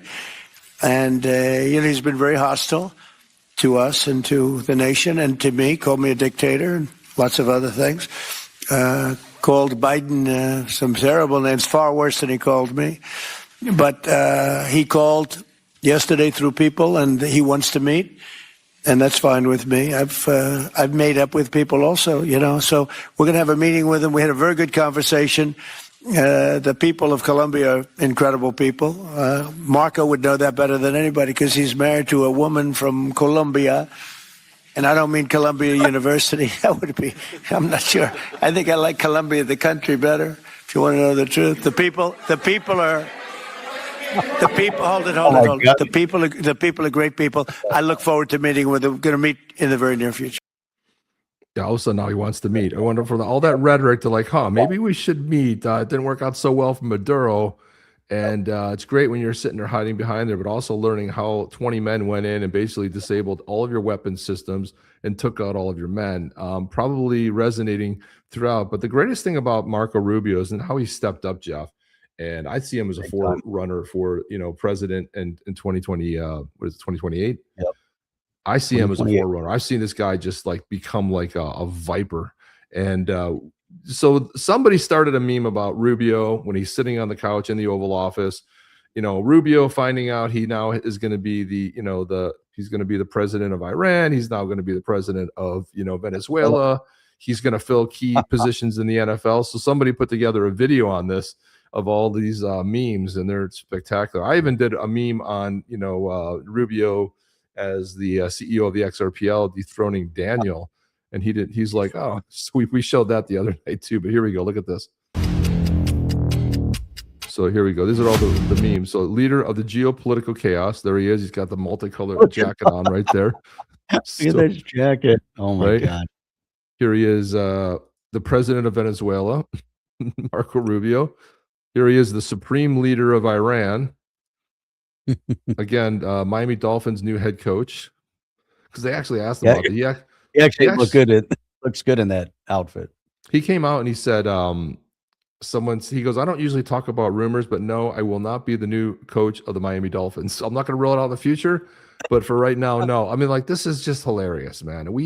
There's so much fun we're having. There's so much winning going on. Like, it's just, man, I've never envisioned a government could be this much fun. And here he is as the governor of Minnesota. He's got with the orange bag. He's got Tim Waltz's hunting outfit on right there. Here he is as the Cuba national baseball manager. Here he is, the Prime Minister of Australia. Hey, good day, mates. And here he is as the governor of Greenland. He's got his little Arctic suit. Really doesn't look happy there with the Arctic suit. He looks happy everywhere else except for here he is the GM of Minneapolis Hilton Hotel. If you guys don't know that story, ICE was basically refused at a Hampton Inn, which is owned by Hilton, and they were denying ICE agents, and so it got back to Hilton. If you're a franchisor, and it gets back to them, you're supposed to comply with whatever the franchisor wants. Franchisor Hilton talked to them directly and said, hey, did this happen? They said, it did happen. Don't worry, we're going to correct it. Well, a guy went in with a camera. This is to show you that we are the news now. A guy went in with a camera, just an average guy, said, I'm from ICE and I want to rent a room. They said, I want to book a room. They said, no, you can't. So what did Hilton do? Well, they basically said, you're no longer part of Hilton. And I know you get a big, I know somebody very close to this industry. You're going to pay a big fine, number one, to get out of your contract. That's the first thing, a massive hit fine you're going to have. And there could be some legal action because of the damage to the overall brand. That's probably going to happen in the background. But the more important thing is you lose all your booking. All the booking goes through Hilton. So when they pull that, you can no longer book a hotel. So now you got to figure out your own thing. And now you don't have a name, and now you don't have a massive name behind you. And what did the Hilton do? They sent a crew to take down the signage off of the hotel. So if you F around, you're going to find out. And they found out real quick. And this hotel is basically, man, he's probably going to end up selling it, and then somebody else will come in. I know it's an Indian owner who basically refused. So they're going to I don't think they're going to be able to go to another hotel chain and say, we want to become a franchisor. I think the guy's going to end up selling it for a loss, paying massive fines, and just suffering. So here he is the new GM of the Minneapolis Hilton Hotel. You can see he's got the little Hilton badge right on, Art. Yeah, go woke, go broke. Here you go. He's now the new Manchester United manager. There he is, the president of Colombia. It's white out. Oh, that's great. And there he's the Afrikaner president right there. There you go. There he is, the prime minister of Denmark, dressed like a Viking. And then here he is, the minister president of Bavaria. He's got the Bavarian leading hosen on there. He's got the. Here he is the the Dallas Cowboys' new head coach. Then here he is, negotiator of Kimura Accords. He's dressed like Star Trek. Star Trek. Kimono Accords. Oh my God. Here he is the Green Bay's new starting quarterback. And again, the ultimate Florida man. He's got the blue jacket over the white wife beater shirt with the white pants on, with That's the awesome. aviator sunglasses. Here he is as Marco Liberace. Dressed like Liberace, of course, in a sparkling green-blue outfit with bedazzled all over it. And here he is the governor of Tokyo. He's got the freaking hat on with the little anime character on it. And there he is Miss Universe. Jeez. Here he is as the head painter of the Trump ballroom. Again, there's Pope Marco. There he is as Captain Rubio. And again, Marco Rubio replaces Bad Bunny as a Super Bowl halftime show headliner. Here he is as the Florida Gators head coach. Again, the host of the Megyn Kelly show. Here he is as head chef of Mar-a-Lago. And again, Patriot Marco Rubio. He's got a ripped bod right there with the eagle on his shoulder, doing, flexing the bicep. Here he is, the Marco Rubio, Secretary of Everything playset action figure. Powerful and dominant. And then here's Marco Rubio on work break. Just kidding. He doesn't have time. That's the Ben Affleck famous, thing where he's got his head back in disgust, smoking the cigarette. So it's just, and Marco will go down, I mean this, as the greatest Secretary of State in the history of the United States. Gotta love that, Jeff. Yeah. Having a little bit of fun, but whatever. It's amazing. I think the guy is like, I mean, not that I don't like JD, but I just think, one of the things that's missing with JD Vance is the cult of personality. Every major president has that cult of personality, Clinton had it, Obama certainly had it. Biden didn't have it, but that was sort of stolen, Jeff. Well, Biden didn't have that cult of personality. He just was installed, not elected. But when I think about JD, he's just very even-tempered. You can't ever get him off his track. What I like about Marco is he gets passionate, man. He'll rip your head off. He'll come with facts. I remember when he first was on the scene, when he first got elected, the first 2 years, he went on every talk show, and there was really no one better at that time of explaining conservatism. He was the best. Somewhere along the line, that kind of fell off a little bit.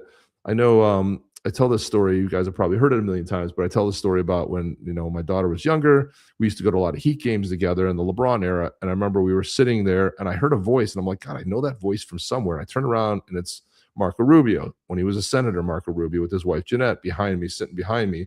And I tell my daughter, who's, I don't know, maybe 9 or 10 at the time. And I say, hey, Senator Rubio's sitting behind us. And she says, oh, you think he'll let me take a picture? I said, well, here's how I want you to ask. Senator Rubio, would you please take a photo with me? So she waits for her moment. She's all nervous. She turns around. She says, Senator Rubio. He leans over and she says, would you take a picture with me? He goes, of course I will. So I took the picture of her. And it's funny because when he became Secretary of State, I sent it to my daughter. I'm like, do you remember this?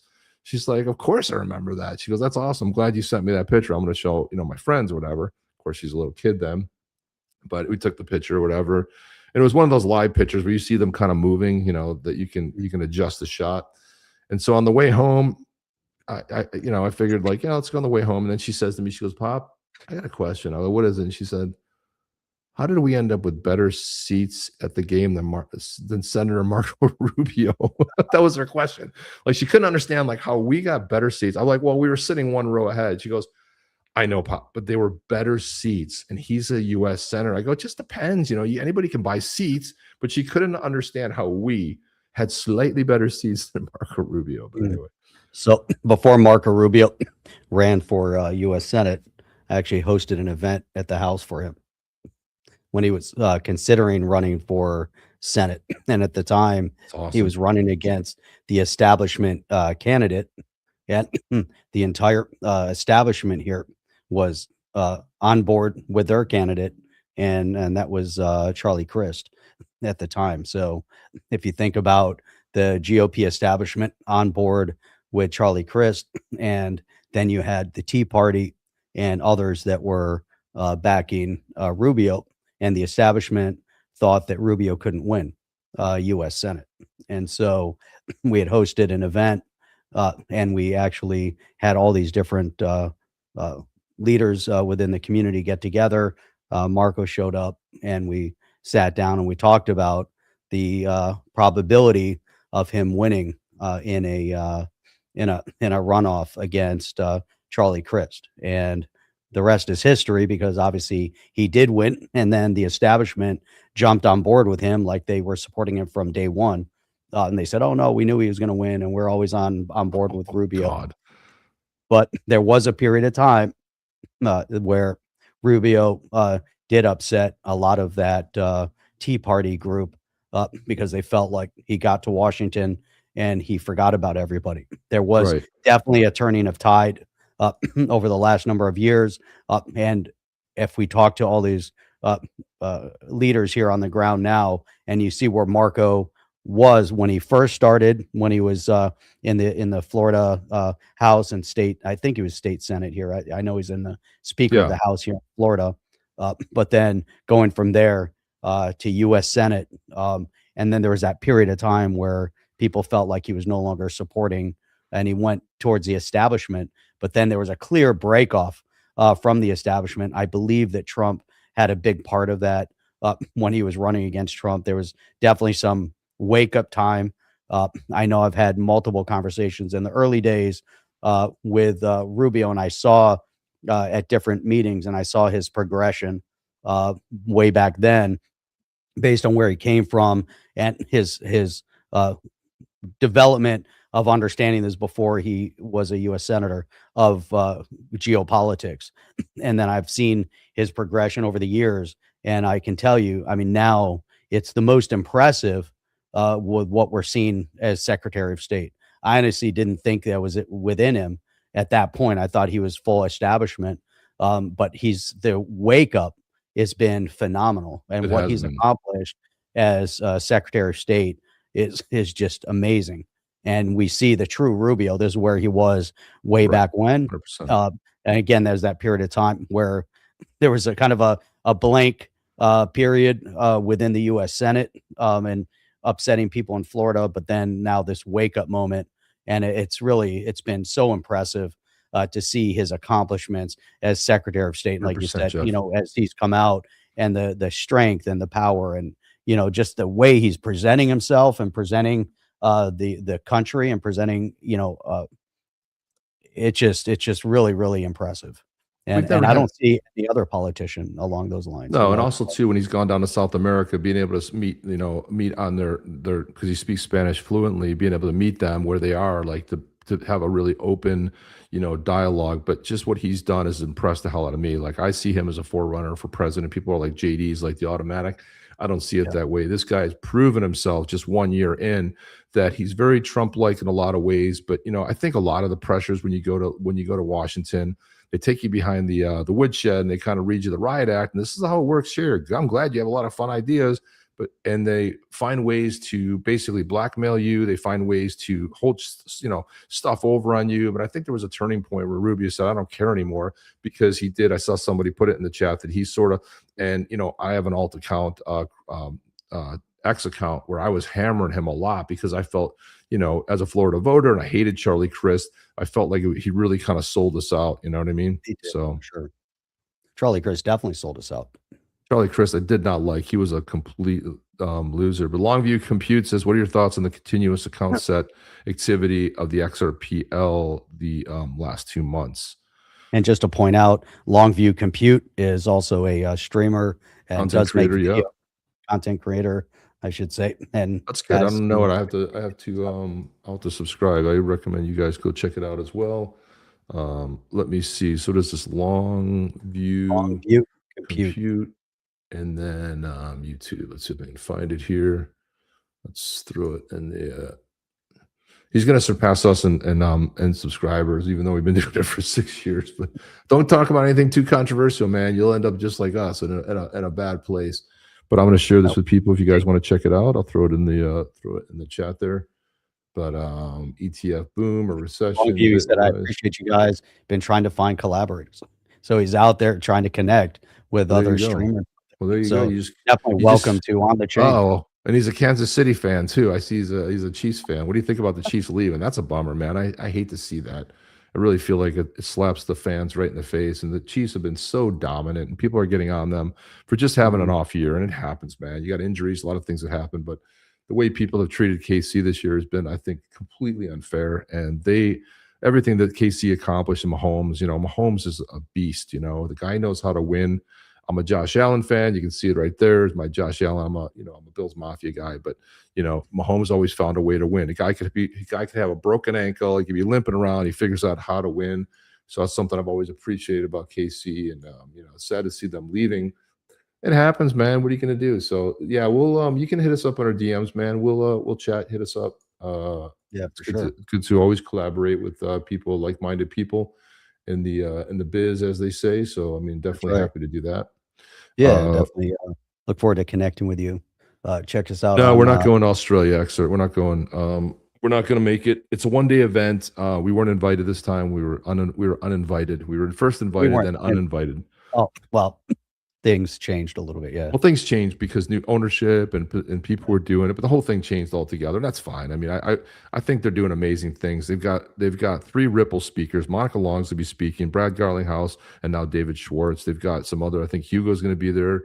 I don't know who the speakers are, but they basically put out one of the most dynamic events that has ever existed in the space by having powerhouses there. So hats off to them for doing just an amazing job. It's hard for us to get there on top of it. Listen, last time almost broke us. 6 hours from Jeff and I to Miami to LA, 9-hour layover in LA, take a shower, jump on a 16-hour flight to Sydney, then jump on another 2-hour flight. When I came back, it took me 2 weeks to kind of get back into the swing. I'm going there for a one-day thing now. But I would support anybody going. If you're thinking about going, it's going to be a phenomenal event. The people running it are great. Crypto Queen is just fantastic. She's put together, and Sadaf, they put together an amazing program. Really, I'm really happy to have been part of the first one, to see them build on the second part of this and really develop it and put Australia on the map. Very excited about that. But if you're in Australia, if you can get to this event, I say get to this event. You're not going to regret it. It will be one of the coolest things you'll ever attend. And if you're from the US and you can get over there, I highly recommend it. It's just that it's not in it's a tough time of year for me. Also, Jeff. So even if we wanted to make it work, we would have probably had to decline anyway, just because we couldn't make the timing work because it's in February. But we're really proud to be part of the first one. I'm glad to see what the new organizers have done to build on it. So unfortunately, I was just kind of kidding about being invited. It didn't come down to that at all. It's just that I don't think we could have swung it. But I want to talk a little bit. Let's position a little transition to the UK here. We're not going to. Starmer threatens to ban X in Britain. All options on the table. The UK jails people for calling rapists pigs. Now they're coming for Elon.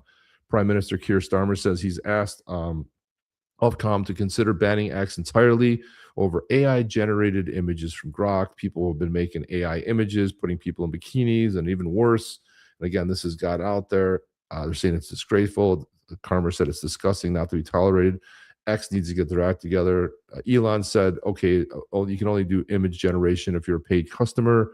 The Safety Online Act, again, remember safety? Oh, hang on a second. Did I just click on a different? Hang on a second. Let me figure out where I am here. Somehow I connected on a different. thing here. Here we go. Online Safety Act, better known as the Censorship Act, gives Britain the power to block social media sites nationwide. X has 20 million UK users. How do you think this is going to go over for Keir Starmer if he thought to even touch this? Well, as you F around, you find out. Rep. Annalena Paulina Luna, who's from the West Coast here in Florida. If Starmer is successful at banning X in Britain, I will move forward with legislation that's currently being drafted to sanction not only Starmer, but Britain as a whole. This would mirror actions previously taken by the United States in response to foreign governments restricting the platform, including the dispute with Brazil in 24 and 25, which resulted in tariffs, visa revocations, sanctions, consequences tied to free speech concerns against Brazilian officials over concerns related to censorship and free speech violations. Starmer should reconsider this course of action, or there will be consequences. There are always technical bugs during the early phases of new technology, especially AI, and those issues are typically addressed quickly. X treats these matters seriously and acts promptly. Let's be clear, this is not about technical compliance. This is a political war against Elon Musk and free speech and nothing more. Nigel Farage, who's the leader of the Reform Party, had something to say about it as well. Of banning X from a government that's been attacking free speech and creating a two-tier society in our country, frankly, is appalling. Look, this feature clearly is horrible in every way, distasteful, sick. I get all of that. I know that X today have made some changes to say only paying subscribers can use the service. X will need to go further, but the thought of banning platforms, I mean, what is happening in 21st century Britain? And then the follow-up, you've supported victims of grooming gangs and sexual-based violence. Will you also take a stand against X, as it is allowing these degrading images on their platform? Look, I think the whole grooming gangs scandal, and here we are in London, where it's yet to be uncovered, in the opinion of Reform UK. Of course, what is happening with this capacity on X is monstrous. But banning X is not the answer. Talking to them and saying, we can't live with this, that's the way forward. 100%. UK, Chip, the UK has lost their minds. It's gone. The UK no longer supports freedom. The UK has their political institution is broken. It's damaged. It no longer is relevant on the global stage, and we can prove that it's no longer relevant on the global stage because the UAE, and this has been going on for time, but now the announcements are more official. But the UAE is now cutting funds for their citizens who want to study in the UK out of fear that Emirati students will be radicalized by the Muslim Brotherhood on British campuses because there's more presence of the illegal entity of the Muslim Brotherhood in the UK. There's more radicalization of Muslims in the UK than in the UAE. Why? Because the UAE has banned it. Because when you go to the UAE, you go to Saudi, it's no longer allowed. But in Europe and in parts of the US, it is allowed because the West have been duped. They're relatively naive. They don't really understand. They're trying to embrace what they don't understand, and it's a danger to the public. And because of that, the government institution in the UK is also a danger to the public. And they need to get rid of that institution. Really, it all comes back in the UK also, the manipulation of their monarchy. The monarchy is no longer relevant. Their political infrastructure is broken. Their parliamentary form of government doesn't work. And the UK is backwards. And it's really a shame, to see everything, because years ago, I used to love visiting in the UK. And now we've decided as a family, we're not going back to the UK. We're not going to go to England, Scotland, maybe, Ireland, maybe. Those are all kind of question marks in that region. I'm looking at other countries around the world, but that part has now been removed from our need to visit again location. And it's a really shame. Why? Because, they got to figure out how they're going to fix it. When they fix it, that's a different story. But at this point, to go to an area where it's already, you can tell everything is backwards, I'm not sending my money there, and neither is the UAE. So the UAE is not doing it. I'm not saying I'm taking a note from them. We already made that decision. Yeah, Brad did make the last announcement at the swell, which I attended, and he did announce that the next swell is open. They're also taking, what's the other event, Apex? They're also combining that. they're going to need a bigger place in New York. It's going to be in New York City. They've already released the dates that it's going to be, and so it will be open to the public. So I'll imagine there will be a much bigger attended event. You're right. Ireland, maybe. I love Ireland. I've always enjoyed Ireland. Isle of Man, yeah, Isle of Man, I've always loved Ireland too, and I've been to North Ireland as well. Different vibe up there, but actually I enjoyed the vibe up there actually better. I don't know. I found the people to be really cool and warm. So let's see, what was the wandered around through Dublin and throughout all of Ireland, and I found the same thing. It just overall, when you're just out and about, people are amazing. You know, I've had the craziest experiences just wandering great stuff, around. man. I mean, there's such amazing people there. It's really they're really curious. They love to have conversation and chat. Here's mayoral candidate of London. This is Layla Cunningham. But listen to what she has to say. Will launch, I can assure you, an all-out war on crime against knife gangs, drug dealers, phone thieves, shoplifters. And those rape gangs that have been ignored, I can assure you, they will have nowhere to hide. It will be a reckoning. They're hiding in not. Right, 100%. So I like her position. She's also a reform candidate. I don't know if she can win in London because there's so many Muslims there. It's kind of like you've imported this voting bloc that I don't know if you can win. So this woman was asked about Elon Musk. What should we do about Elon Musk? She's in the U.S., but I thought this was kind of interesting. Musk were here right now, what would you tell him? Go back where you come from. America or Where he came from. South Africa? South Africa? South Africa, right? Oh, gotta go. Africa? South Africa? South Africa, right? Oh, gotta go. Gotta go.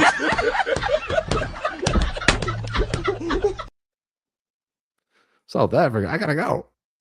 Margaritas. Disclaimer, I am you are a disclaimer. Think the Second Amendment makes a difference. Hell yeah, it does. They always take your guns, and what did they do systematically over the pandemic? Oh, we're just going to take the pistols. Oh, we're just going to take your rifles. Oh, we're going to confiscate all weapons. Never give up your weapons. One of the cool things about going to Australia, Jeff and I learned was when we started talking to some people like, yeah, you guys gave up your weapons, and they would start showing us pictures of their weapon caches and all kinds of stuff after they qualified us to make sure we were one of them. Patriots, and they said largely in the cities that's true, but not on the outskirts. Once you start getting outside the city, people have all of their weapons, they have guns, they have everything. So don't think that that's a thing. That's what they said. Don't believe the propaganda. The same way you don't want us to read the propaganda for coming out of your country, your mainstream media. Don't believe the mainstream media here in Australia. So I thought that was very extremely telling. It was really kind of cool to hear that sort of breakdown. So, and again, Jeff, this is an Iran burning mosques.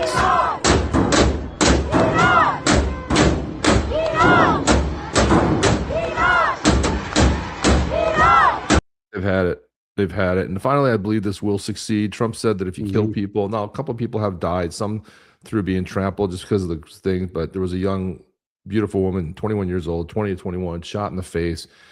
Trump said if you harm the people, they're coming in. So also Bibi Netanyahu came in and said that they will support a free Iran. They said the Iranian people are fantastic. They're separate from this. He pledged the fact that if anything happens, they would be glad to help out to liberate that country and return Iran to the greatness that it was. He doesn't have any beef against the people itself. And this is where all of what you see coming out of Israel is because Iran's been funding. They funded the October 7th attacks. They were the ones that were largely taking a lot of the money that the previous administration had continued to give them and then turned it into basically terrorism. So the best thing you do is pray for what's going on over in Iran and really free Iran. The Iranian people returning to who they are. I'm telling you, it's going to be a force to reckon with, and I cannot believe they will not get the support of a lot of the other Arab countries like Saudi Arabia and the EAU and all that. They'll have tremendous support, and now you're talking about eliminating any friction over there, at least the 90% of the friction over there in Iran. So I think that's a phenomenal turn of events. And make no mistake, man, what you see happening, Chile and middle of which is my wife's home country. just elected a conservative. It's interesting. His parents were German. He was born in Santiago, Chile. He ran the last 3 times, but he's also the founder of the Republican Party in Chile. He founded it in 2019, was also the leader of that. So you start to see that when Trump's in office, it makes it okay to now. You didn't see any of this conversation a year ago talking about kicking people out, talking about taking their sovereignty back. You didn't hear any of this stuff. When you get a new sheriff in town, the new sheriff sets the precedent for how the world works. And when you saw when Biden was there, the wokeism and all that stuff got out of hand. You saw what happened during the pandemic. It got out of hand. They wanted vaccine passports. They wanted to control you. That stuff's gone. Trump is disabling it. He's bringing partners on board. The turn of events you see that's happening in South America, and you're going to see Lula probably be ousted as well there in Brazil. This guy was jailed. He's a fraud. He's doing a lot of the same stuff to the previous president that they tried to do here in the U.S. against Trump, but he was elected. That was stolen. They're going to show ahead and prove that. And there's no mistake that the company that was largely responsible for the fraud is no longer owned by Venezuela. Isn't that interesting? Venezuelan machines, Venezuelan company, and all of a sudden they stole elections. So this is why it's a great time to be alive. We are witnessing a massive revolution. It's worldwide, and one of the coolest things about it to be witnessing this is that it's not just Trump. Trump's bringing people on board, and you're starting to see this spread. You saw it in Argentina. You're going to see it in Peru next. You now see it in Venezuela. You see it in El Salvador. It's a great time to be alive. There's never been this push for freedom. When people taste freedom, when they taste a little bit of what it's like to actually be able to work and live and have a great country, they want more of it. That's right. That's right. And we're definitely getting to that point. Longview says my X is not verified, but I reached out to you at Longview Crypto. Sweet. So we'll check that out. If you found on the chain, Chip, myself, we'll make sure that we accept you on X, which would be really cool. So let's go. Let me go to Longview. What's your handle? Throw your handle. Let me see if I can go long. It's right there. Longview Crypto. Longview Crypto. Okay, hang on. Crypto. Okay. Let me see. I'll just go ahead. Great. Everyone's going to start talking in different languages over here, and then we're going to have to interpret everybody's statements here. What's going on with that, Jeff? I don't know. I want to see as many languages as we can see in the post, and everyone's going to start speaking in code.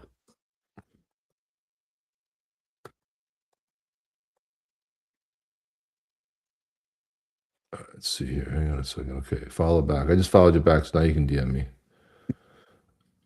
You should be able to DM me. There you go. Put it in Arabic. We'll read it in Arabic too. How about just in English? Okay, I'll start talking Dutch only. No, let's not do that, guys. We'll ignore your comments. Your comments will be ignored. I like that. Well, we'll have to read through and interpret it. But extra people, I mean, if you put it in Arabic, I'm sure we can read it as well. So that's a no. But now, guys, it's the time you have all waited for. It is the Yeti drawing. Play that music video one more time, Jeff, and then we're going to do the drawing. Type in Yeti, YETI. Yeah. Type it in the chat. There's 12 people. Let's get that up to 15 to 20. Let's go. Longview Compute. This is our giveaway. Come on, time. Chip. Don't give me a come on, dude. Don't give me a come on. We can read multiple languages. Come on. Go ahead and put That's as what you many want to type languages in right there. Lethal's got it. Many languages. But Charles anyhow, has it. anyone who's brand new here, this is our giveaway time. We're going to give away one of our badass Yetis from, this guy is from the White Tribe. We have the White Tribe, the Blue Tribe, and soon there'll be the Purple Tribe and the Black Tribe from the badass Yetis. And we have another project that we'll be rolling out very soon. But anyhow, this is the guy that we're giving away today. He's one of the ass kickers. This is one of the ass kickers from the White Tribe. And you look how badass this guy is, right down He's to ready his, for battle, dude. to his boots, his battle boots, his battle arm guards and everything, right up to what he's wearing on his head. Look at that. This guy is kick ass. Watch out, because he might bring out that spear. But here we go. Get ready. Here's the song that goes with this guy right now. Here we go. Yeti, Zaman, Badass, Yetis, White Track.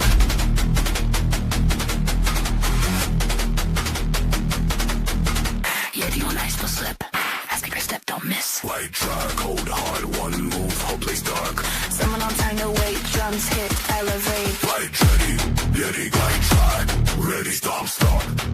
Too damn heavy.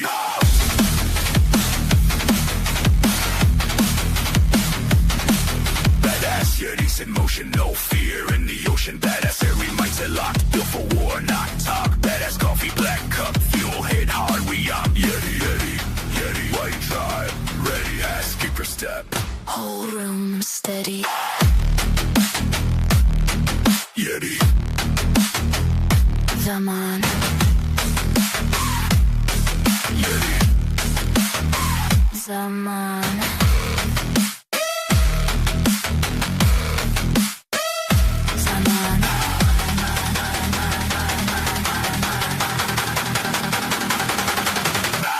Badass Yetis, total badassery, born for battle, made for legend. Badass Yetis, on the chain, it is on the chain. Whoa, banger. On the chain, Yeah. on the chain. Hang on On a second, the- Jeff. I gotta go back to what the hell happened, That's dude. I don't Yeti in know Hebrew. Yeti. I don't know what happened to hang on, what's going on here? Okay, we got 17. That's great. Encourage 17, you have 1 in 17 chance. Something I do want to talk about, if you guys ever have a this is the here we go. Let's do this. Share the screen, baby. Here we go. There it is. And go. We have rules for a giveaway on our YouTube channel. All submissions adhere to YouTube community guidelines, and YouTube is unaffiliated. Blah, blah, blah, blah, blah. Okay, that's out there. So this is one of the things we have to abide by, and we did abide by that. And let's go to here. There's Yeti. Ready, Jeff? Let's go. Put the music on. Let's do this. Hang on. 17. Look at that. 17. Josh Allen's number 17.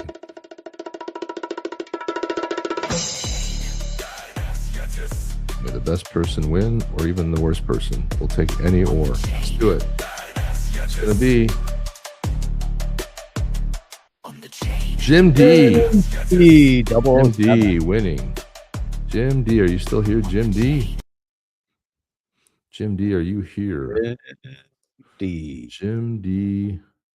Yeti in Hebrew. Jim There you D go. wins. Yeti. Congrats, Jim D. Where's Jim D? Guys, we're going to be launching in the Get new that. year. We're going to be launching the Badass Chimps. That's our new Badass NFT project. We're going to be launching that. Hopefully, you guys will support us and support the project itself.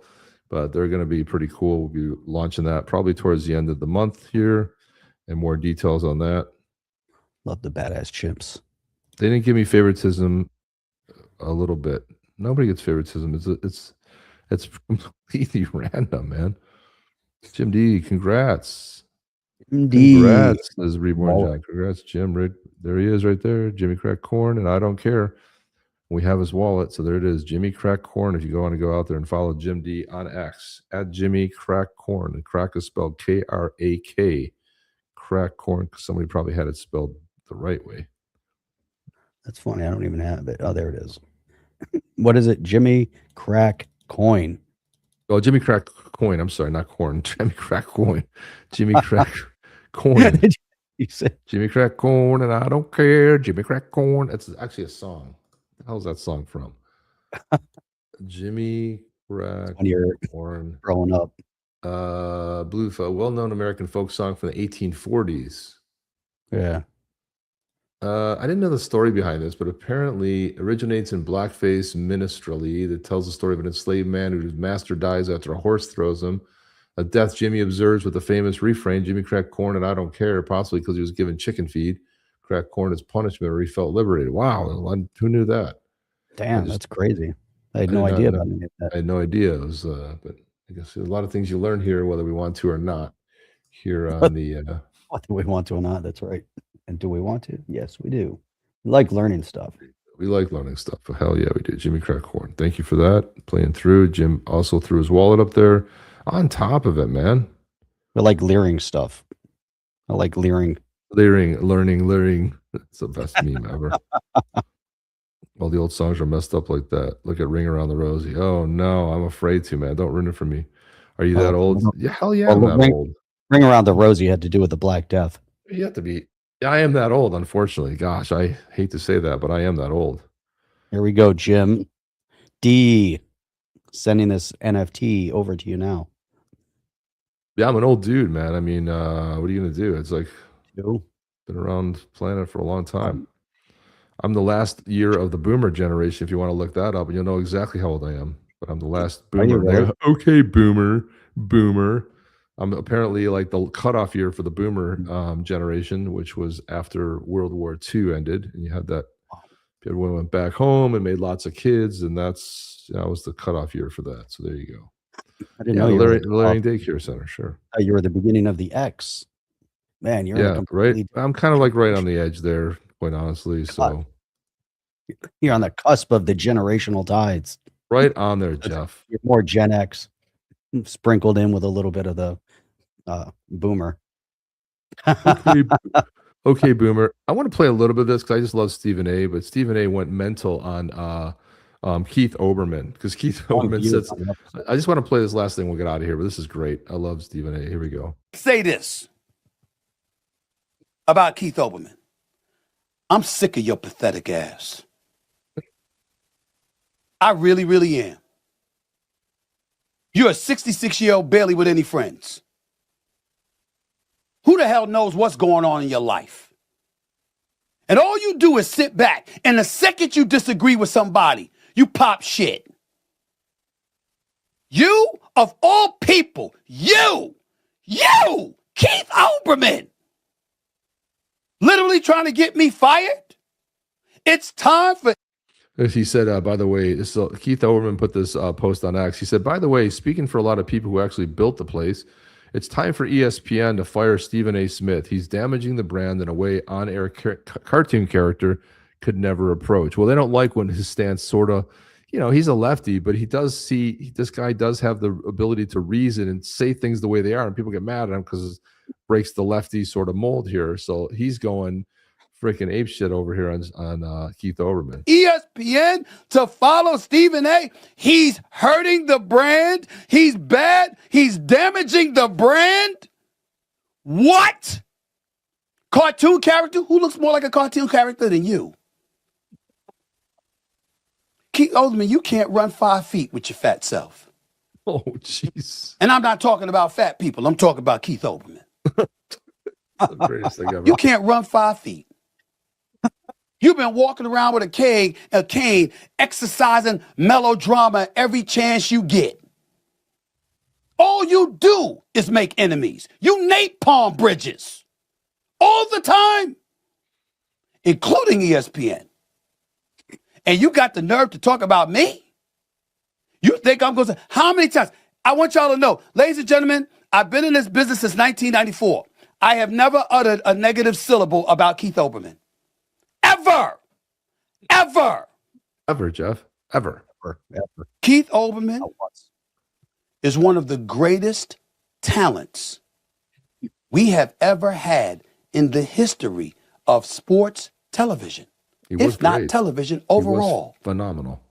An unbelievably, exceptionally gifted writer and commentator. He was great.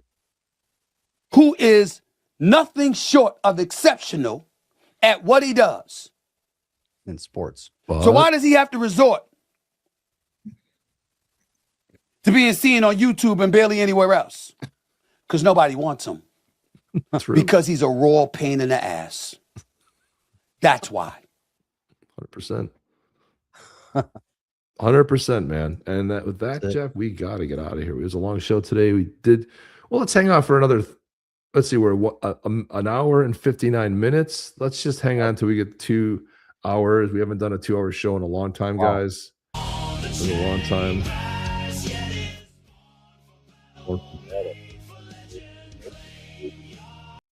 we're going to go ahead and get out of here, guys. We're going to do this. Appreciate you guys. I guess because we haven't been really doing the show. It's good to have that voice back. So we're going to get out of here. Jeff, anything before we go? XRP Plumbing. You folks have a fantastic day, weekend. Jeff, Chip, take care of yourselves. Peace and love. Peace and love to you too, man. Peace and love. Peace and love. And now he's the new agitator in our chat. We always love having agitators. Yeah, we love that. You get us going, man. You get us wound up. I think he just does that just to poke the bear. So focus in the eye. Yeah. So that's it, guys. We'll see you guys tomorrow night. That's officially 2 hours right now. We just hit the 2 hour mark, guys. We are out of here. Have yourself a great rest of your weekend. We'll see you guys tomorrow night. Chip and Jeff. Oh, let's go. Let's go. Are you down with OTC? Please like, subscribe, and click the bell to be notified when the next video drops.